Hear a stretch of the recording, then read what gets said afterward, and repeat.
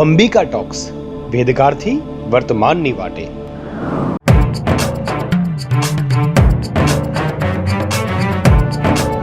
કર્પૂર ગૌરમ કરુણાવતારમ સંસાર સારમ ભુજગેન્દ્રહારમ સદા વસંતમ હૃદયારવિંદે ભવમ ભવાની સહિતમ નમામી.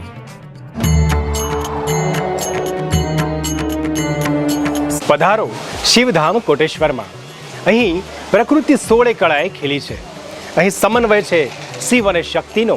અહીં સમન્વય છે પ્રેમ અને પ્રકૃતિનો. અહીં સમન્વય છે શ્રદ્ધા અને સંગમનો.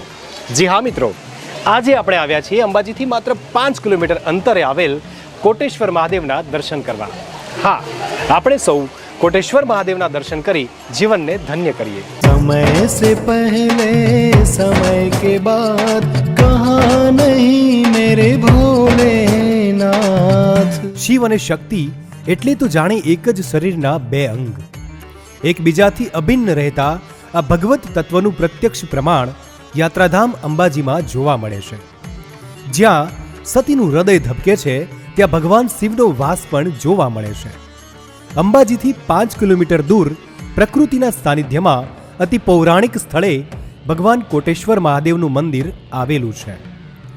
અતિ પૌરાણિક જેને કહેવાય સ્વયંભૂ સ્કંદ પુરાણમાં જેનો ઉલ્લેખ થયો ભગવાન કોટેશ્વર મહાદેવનું અતિ પૌરાણિક મંદિર. અને એવું કહેવાય છે કે ભગવાન સ્વયં ત્યાં પાતાળમાંથી ભગવાન પ્રગટ થઈ અને લોકોના જે ભગવાને દર્શન આપ્યા. અને બાજુની અંદર ગૌમુખની અંદરથી સરસ્વતીનું ઉદ્ગમ સ્થાન, જે માણા ગામની અંદર સરસ્વતી લુપ્ત થઈ અને અનેક જગ્યાથી તે ઉત્પન્ન થઈ, તેના પૈકી એક મુખ અહીંયા પણ છે.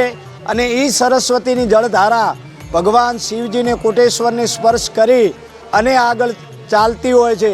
પર્વતીય વિસ્તારમાં અત્યંત શાંત, સુંદર અને રમણીય સ્થળે આવેલ કોટેશ્વર મહાદેવના મંદિરે દર વર્ષે લાખો શ્રદ્ધાળુઓ દર્શન કરી ધન્યતા અનુભવે છે.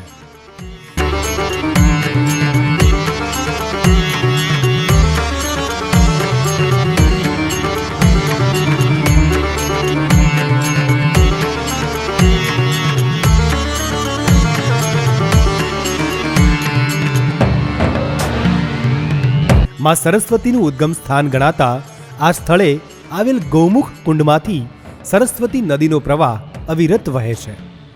અહીં સરસ્વતી માતાજીની ગુફા પણ દ્રશ્યમાન થાય છે.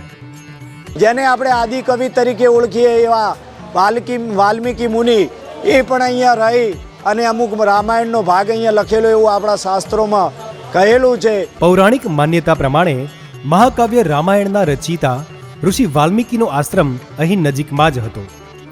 એક લોકવાયકા એવી પણ છે કે મેવાડના મહારાજા મહારાણા પ્રતાપે આ મંદિરનો જીર્ણોદ્ધાર કરાવ્યો હતો. કોટેશ્વર મહાદેવના મંદિરની નજીકમાં અલગ અલગ ગુફાઓ જોવા મળે છે, જેમાં જૂના સમયમાં અનેક તપસ્વીઓએ તપ કર્યું હોવાનું અનુમાન છે.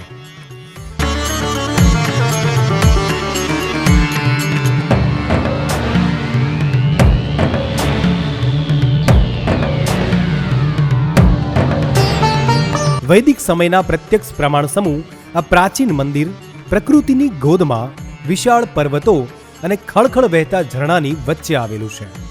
આપ પણ પધારો ભગવાન શિવના સાનિધ્યમાં.